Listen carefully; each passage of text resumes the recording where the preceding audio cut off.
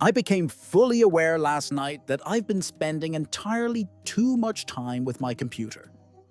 The first clue was when I noticed that my right hand is now permanently cramped into the famous Microsoft mouse position. The second hint was a little more tragic. As I lay in bed last night looking at my wife, thinking how nice it would be to have love with her, I rested my hand upon her breast and gently cupped it, having no choice since my right hand is now permanently cramped. I heard a soft moan, but moments later she relegated me back to my side of the bed. Alas, I had double-clicked her During a biology class, the teacher asked the class, "Why is it that during childhood girls tend to grow taller than guys?" Little Johnny raised his hand and replied, "That's because guys have balls and that weighs them down." The teacher, a bit annoyed, responded, "Then why is it that at maturity, guys tend to grow taller than girls?" Little Johnny countered by saying, "That's because girls get breasts and they are heavier than the guys' balls." During the wedding reception in the family's southern mansion, the bride's granddaddy slipped her 5 $100 bills and told her that it was for her and to keep it for mad money, so she stuffed them in her gloves. By family tradition, the couple spent their first night together in their historic plantation house. Later that night, after all the guests had left, the bride's grandmother saw her sneaking down the stairs and asked where she was going. "I left my gloves in the library, Grandmama, and it's important that I have them." "Oh, you youngsters," the grandmother sighed. "You march yourself right back upstairs and grab hold of that thing with your bare hands, just like I did your grandfather's." A teacher was wrapping up class and started talking about tomorrow's final exam. He said there would be no excuses for not showing up tomorrow, barring a dire medical condition or an immediate family member's death. One smart male student said, "What about extreme exhaustion?" And the whole classroom burst into laughter. After the laughter had subsided, the teacher glared at the student and said, "Not an excuse. You can use your other hand to write." One afternoon, a man was reading the newspaper when his wife suddenly came up behind him and smacked him on the head with a frying pan. "Why in the world did you do that?" he yelled. "I found a piece of paper in your coat pocket with the name Susie on it," she replied. He rubbed his head and said, "Honey, remember last week when I went to the races with some friends? Susie was the name of the horse I was betting on." She fell silent. But 3 days later, as he was reading the newspaper again, his wife emerged from behind him and smacked him on the head again. "Why again?" he shouted. She smiled and said, "Just wanted to let you know. Your horse called."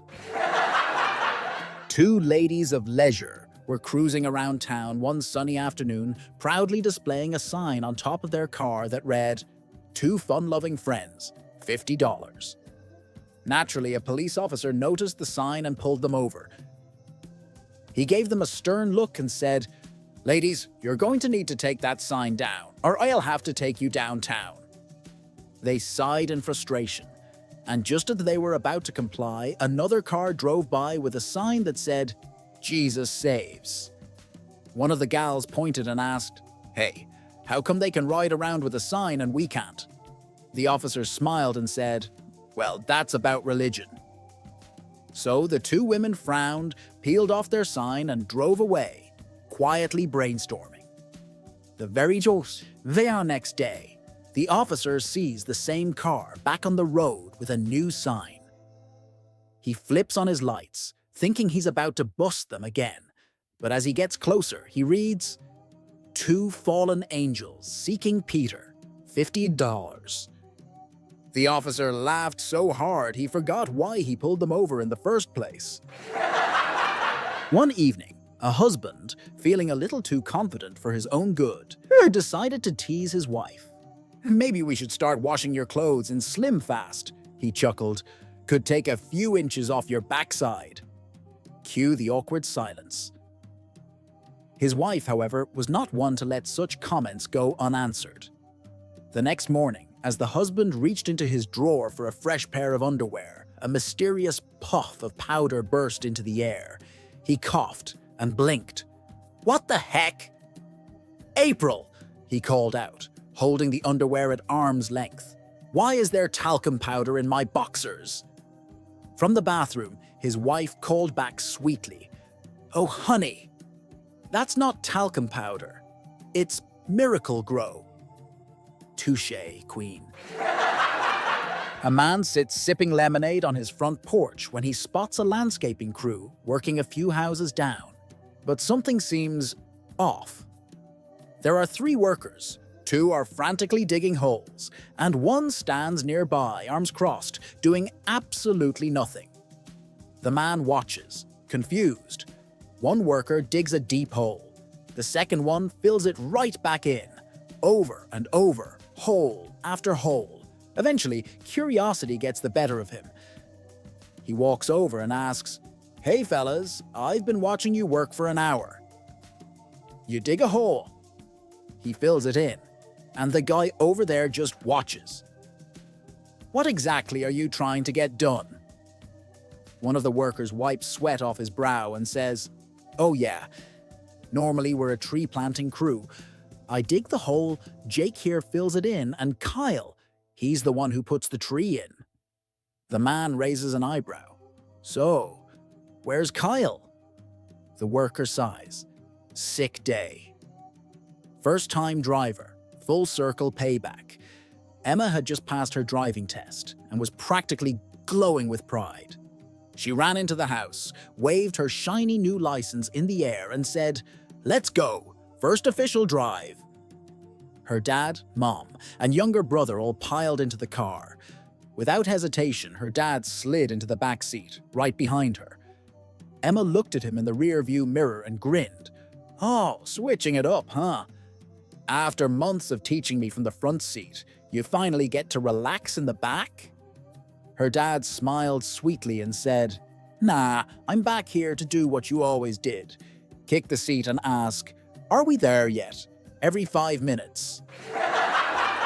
A doctor recently had a patient drop in on him for an unscheduled appointment. "What can I do for you today?" the doctor asked. The aged gentleman replied, "Doctor, you must help me. Every time I make love to my wife, my eyes get all bleary, my legs go weak, I can hardly catch my breath. Doctor, I'm scarred." The doctor, looking at his 86-year-old patient, said, "Mr. Smith, these sensations tend to happen over time, especially to a man of your advanced years. But tell me, when did you first notice these symptoms?" The old gent's response was, "Well, 3 times last night, and twice again this morning." A courtroom in Oklahoma, and a case with all the evidence pointing to the defendant, except for one small detail. There's no body. In a last-ditch effort, the defense lawyer, knowing his client is probably doomed, pulls out a clever trick in his closing statement. "Ladies and gentlemen of the jury," he says, glancing at his watch, "I have a surprise for you.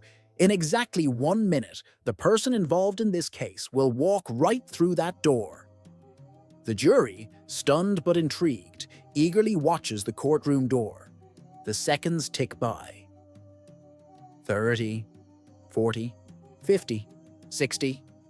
Nothing. Then the lawyer calmly says, "Actually, I just made that up. But look at you all, waiting with anticipation. You've shown me that there's reasonable doubt in this case. Therefore, I insist you return a verdict of not guilty." The jury is confused, but they head off to deliberate. A few minutes later, they come back with the verdict: guilty. The lawyer can't believe it. "But how? You all stared at the door. You must have had some doubt." The jury representative replies with a grin, "We did look, but your client didn't." At her 80-year-old checkup, Mr. Smith's new doctor was reviewing her medications and stopped dead in his tracks when he saw her prescription for birth control pills. "Mrs. Smith," he said, eyes wide, "you do realize these are birth control pills?" "Oh yes, doctor," she replied with a smile. "They really help me sleep at night." The young doctor was confused. "Mrs. Smith, there's nothing in those pills that would help you sleep." She patted his knee. "Oh dear, I understand, but trust me, they definitely help me sleep at night." She leaned in closer, lowered her voice, and added, "You see, every morning, I grind one up and mix it into the glass of orange juice that my 16-year-old granddaughter drinks." A young man from Nebraska moves to Florida and walks into a big department store looking for a job. The manager asks, "Do you have any sales experience?" The kid proudly responds, "Yeah, I was one of the best Bible salesmen back in Omaha." The manager, liking his confidence, gives him the job. "You can start tomorrow," the boss says. "I'll come by after we close and see how you did." The kid's first day was tough, but he made it through. After the store closed, the boss came down to check in. "How many customers bought something from you today?" the boss asked. The kid answers, "One." "Just one?" the boss says, shocked. "Our salespeople average 20 to 30 customers a day. How much was the sale?" "101,000. $237,065. $101,000. Holy Mother of Mary, what did you sell him?" The kid grinned. "Well, first, I sold him a small fish hook. Then, I sold him a medium fish hook, and then a larger one. After that, I sold him a new fishing rod. Then I asked him where he was going fishing, and he said down the coast. So I told him he'd need a boat. So we went to the boat department and I sold him a twin-engine Boston whaler. Then he mentioned his car wouldn't be able to pull it, so I took him to the automobile department and sold him a 4x4 truck with all the bells and whistles." The boss stared wide-eyed. "You sold him a boat and a truck after he came in for a fish hook?" "No." The kid smirked. "He came in to buy feminine products for his wife. And I said, 'Dude, your weekend's shot. You should go fishing.'" It was a blazing hot Saturday evening in the summer of '50, and young Fred was all spruced up for his big date with the ever-charming Peggy Sue. He slicked back his hair, polished his shoes to a mirror shine, and cruised over in his dad's prized Chevy. When he rang the bell, Peggy Sue's mother opened the door with a warm smile. "Oh, come on in, honey. Peggy's still getting ready," she said sweetly. "Have a seat. Want something to drink? Lemonade? Iced tea?" "Iced tea would be swell, ma'am," Fred replied. She brought him a glass and sat down like she had all the time in the world. "So," she said with a grin, "what are you and Peggy planning for tonight?" Fred shrugged, trying to sound cool. "Maybe a movie, a burger at the malt shop, then maybe a stroll down by the beach. Real nice and easy." Peggy's mom leaned in and said cheerfully, "You know, Peggy loves to screw." Fred nearly choked on his iced tea. I beg your pardon?" "Oh yes," she continued, totally unfazed. "When she goes out with her friends, that's all they do." Fred blinked. "All night long, if we'd let her," the mom added with a nod, as if she'd just said Peggy liked hopscotch. Fred, now trying not to pass out, managed a polite, "Well, thanks for the heads up." Just then, Peggy Sue floated down the stairs, picture perfect in her pink blouse, hoop skirt, and a ponytail that bounced like it had its own personality. "Hi, Fred," she chirped, and off they went. Half an hour later, the front door flew open and Peggy Sue stormed in, wind-blown, red-faced, and furious. She glared into the kitchen and shouted, "The twist, Mom! The dance is called the twist!" After a long day of navigating the chaos of her office and battling traffic, Maya finally stepped onto the crowded metro, hoping to zone out on her way home. She found a spot to stand, gripping the pole with one hand, and closed her eyes, ready to let the train's gentle rocking lull her into relaxation. But just as she was starting to settle, a man standing next to her pulled out his phone and began speaking so loudly it was like he wanted the entire car to know his business. "Hey babe, it's Mike. I'm on the train," he boomed. Yeah, I know it's 6:30, not 4:30, but the meeting went long. No, seriously, I wasn't with Jessica from HR. I was with the CEO, I swear. Of course, you're the only one for me, baby. I promise. The conversation went on and on, his voice cutting through the noise of the train, making everyone within earshot wince with discomfort. Maya, her patience running thin, decided to take action. She moved closer, leaned in, and in the most exaggerated, overly affectionate voice, spoke directly into his phone. "Mike, honey, why are you still on the phone? Come back to bed. I miss you." The whole train car erupted in laughter, and Mike's face went from deep red to a shade of crimson that would make a tomato jealous. He quickly hung up and avoided eye contact with anyone for the rest of the ride. From that day forward, Mike learned the value of quiet public spaces. Once upon a royal morning, King Fancy Britches decided he needed a break from the stress of running a kingdom. So naturally, he grabbed his favorite fishing rod and told the Queen, "Darling, we're going fishing." Before heading out, he called in Sir Forecast-a-Lot, the royal weather wizard. Well, meteorologist, but wizard sounds cooler. "Tell me, oh Sky Whisperer," the king asked, "will it rain today?" Sir Forecast-a-Lot, after checking his scrolls and licking a finger in the wind, proudly declared, "Nay, your majesty, not a single drop shall fall from the heavens for days." Confident, the king and queen hopped into their royal carriage and trotted off. But halfway to Lake Fancyfish, they passed old Farmer Ned, riding a donkey named Kevin. Farmer Ned raised an eyebrow and said, "Your Majesty, if I were you, I'd turn that fancy ride around. Kevin's ears are drooping. That means rain, big rain, biblical rain." The king, amused but polite, replied, "Thank you, peasant, but I trust my highly paid, university-certified, top-tier weatherman. Droopy donkey ears. Please, that's not science." And off they went. 15 minutes later, boom! The sky opened up like a drama queen with trust issues. Rain fell so hard the queen's wig tried to swim away. The royal robes turned into wet blankets, and even the royal ducks were like, "Yo, this is too much." The king and queen returned to the palace, looking like soggy towels from a medieval car wash. The royal entourage tried not to laugh. They failed.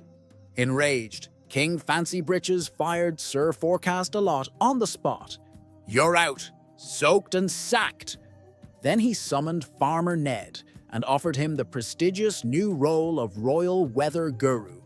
But Farmer Ned shook his head and said, "Your Majesty, I ain't no weatherman. I just look at Kevin. If his ears droop, it's gonna rain. That donkey's never wrong." The king, being a man of action, and now mildew, hired Kevin the donkey immediately. And that, dear reader, is how the tradition of hiring asses into positions of power officially began, and continues to this very day. There once was a stingy old lawyer. You know the type, tighter with money than a pickle jar in a vacuum seal, who got some bad news from his doctor. Terminal illness. Time was short, but instead of reflecting on life or making peace with his neighbors, this guy had one burning mission: prove that you can, in fact, take it with you. Yep, he was determined to defy the age-old truth about money staying behind when you kick the bucket. So after days of intense scheming, and probably drawing charts like a mad scientist, he called his long-suffering wife over and said, "Darling, I've cracked the code. Here's the plan." He told her to go to the bank and withdraw stacks, enough to fill 2 entire pillowcases with cold, hard cash. Then, like he was staging a reverse heist, he instructed her to climb up to the attic and place the bags directly above their bed. His logic? Simple. When I die and ascend to heaven, I'll just grab the bags on the way up. Weeks later, the funeral was over, the casseroles were eaten, and life slowly settled down. One day, while dusting in the attic, his widow stumbled upon the 2 pillowcases, still there. She stared at them for a moment, shook her head and sighed. "That darned old fool. I told him he should have had me put the money in the basement." A young cowboy in the Wild West dreamed of being the fastest gunfighter ever. He practiced day and night, but something just wasn't clicking. One night at the saloon, he saw an old man with a legendary reputation for being the fastest gun in the West. The cowboy bought him a drink and asked, "Got any tips for becoming the best?" The old man gave him a quick look and said, "First things first. Your gun's too high. Lower it a bit on your leg." "Will that make me faster?" the cowboy asked. "Absolutely," said the old man. The cowboy lowered his holster, stood up, and bam! Shot the bow tie off the piano player. "Whoa! Got any more tips?" the cowboy asked. The old man nodded. "Cut a notch in your holster. It'll make your draw smoother." "Will that make me faster?" the cowboy asked. "Definitely," the old man said. The cowboy cut the notch, stood up, and bam! Shot the cufflink off the piano player. "Okay, this is working. Got anything else?" the cowboy asked. The old man pointed to a can of axle grease. "Smear that all over your gun." The cowboy went over and coated his gun in grease. No, said the old man. "I mean all over, handle and all." "Will that make me a better gunfighter?" the cowboy asked. "No," the old man grinned. "But when Wyatt gets done playing the piano, he's gonna shove that gun up your behind. And trust me, it'll hurt a lot less if it's all greased up." After a weekend getaway, a sergeant returned to the military base, only to find none of his soldiers had arrived on time. 3 hours passed before they began trickling on, and by then he was ready to burst with frustration. Deciding to hear their excuses, he summoned each soldier to his office one by one. The first soldier entered, and the sergeant demanded, "Why were you late?" "Sorry, sir. Here's what happened," the soldier began. "I missed the bus, tried hitchhiking, and an old man in a horse-drawn buggy offered me a ride. I couldn't refuse, but it was slow going." The sergeant muttered, surprised. "I suppose that's understandable," and he let the soldier off. This scenario repeated, with each soldier presenting the exact same tale of slow, horse-drawn travel as their reason for tardiness. Finally, the last soldier walked in, and the sergeant, now visibly irritated, sarcastically asked, "Let me guess, you hitchhiked too?" "Yes, sir." "And you got a ride?" "Yes, sir." "On a horse and buggy?" "No, sir." "No?" the sergeant questioned, taken aback. "No, sir. It was a 2014 Mercedes, sir." "Then why in the world were you late?" the sergeant demanded. "We tried to hurry, sir," the soldier replied apologetically, "but the road was completely blocked with horse-drawn buggies."